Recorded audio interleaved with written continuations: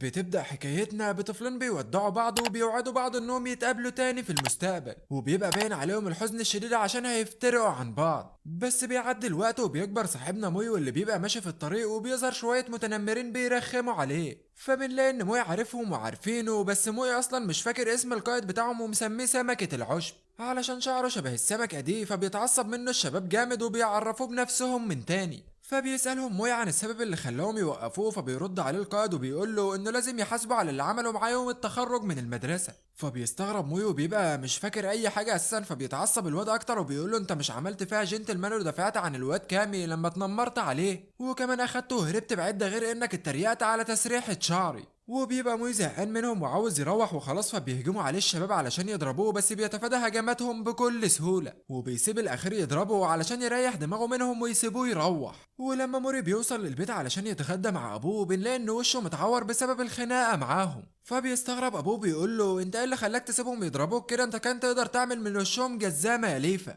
فبيرد عليه موي ويقول له انا اتعمدت الخسارة قدامهم علشان لو قمت وضربتهم هيبقى حالتهم صعبة، والله اعلم هيعيشوا ولا لا. وبيقول له انت نسيت ولا ايه، الواد موموتا هو الواد اللي انا ضربته وانا صغير وخليت حالته صعبة، انت عاوزنا نعيد الموال ده من تاني. وبيقول له ابو ان ده كان زمان يا ليفا، انت دلوقتي تقدر تتحكم في قوتك وممكن تعجنه لو عاوز. وبنعرف بعد كده ان العالم ده فيه انواع من البشر زي السحرة والبشر الغيلان، وهم المرافقين للبشر السحرة، وده طبعا غير البشر العاديين. وبيقعد موي ياكل مع ابوه، بيسأله لو لسه فاكر نيكو صديقة طفولته اللي كان بينهم وعد من زمان، فبيفتكرها موي على طول وبيقول له انت تقصد البنت نيكو الساحرة. وبيفتكر ساعتها المصايب اللي كانوا بيقعوا فيها بسبب نيكو وسحرها، وبيقول له ايوه انا اتعرفت عليها واحنا لسه في سنة رابعة. وبيقول له انها ساعتها قالت انها هتروح لبلد الساحرات علشان تتدرب وتبقى اقوى، فبيقول له ابوه انها خلصت تدريبها وخلاص هترجع للديار من تاني، والخبر المهم بقى انها عاوزاك تبقى مرافقها السحري. فبينصدم الواد يا عيني وبيقول له انت بتقول ايه يا عم، انت ابقى مرافقها ازاي، هو انا حيوانها الاليف؟ فبيقول له انا مش عارف اقول لك ايه، والله انت عندك حق، هو في الطبيعي ان المرافق ده بيكون الحيوان الاليف الخاص بالساحرات،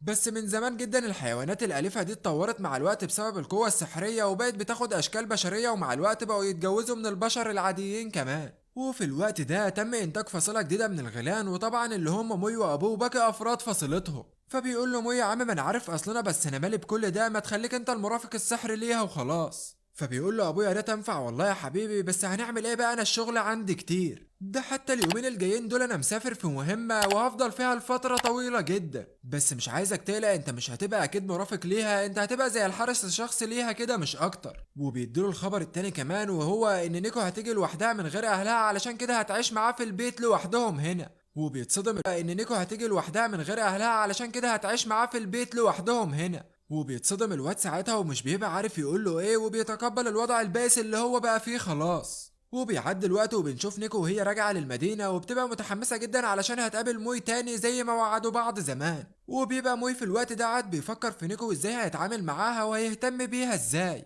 وبيفتكر أول مرة اتعرفوا على بعض فيها وهو بيحاول يعلمها تقول اسمه باللهجة الصحيحة، بس للأسف ما بتعرفش تقوله خالص، وبيكون شكلها كيوت جدا. بس فجأة وهو عمال يفكر بتدخل البيت من الباب الإزاز وبتكسره 100 حتة، فبينصدم الواد ساعتها وبيبقى فاكرها حرامية بس جريئة حبتين. فبتقول له نيكو انها توازنها اختل وهي بتهبط بالمكنسة بتاعتها علشان كده اتقلبت وبتعتذر منه، فبيتعرف موي عليها في اللحظة دي وبيبقى الاتنين سعداء جدا بلقائهم لتاني مرة. وبتقول له نيكو انها رجعت له تاني زي ما وعدته زمان، وبتسأله عن رأيه فيها دلوقتي، بس بيبقى عامل زي الدبش وبيقول لها اركني على جنب دلوقتي على ما انضف البهدلة اللي انت عملتيها دي. وبيكنس موي الارض من الازاز وبيقول لها انا عمري ما تخيلت انك هتعملي بلوى اول ما توصلي كده، فبتعتذر له نيكو وبتيجي تساعده علشان تلم الازاز بايديها، فبيقول لها موي خليكي بعيده دلوقتي علشان ما تتعوريش من الازاز.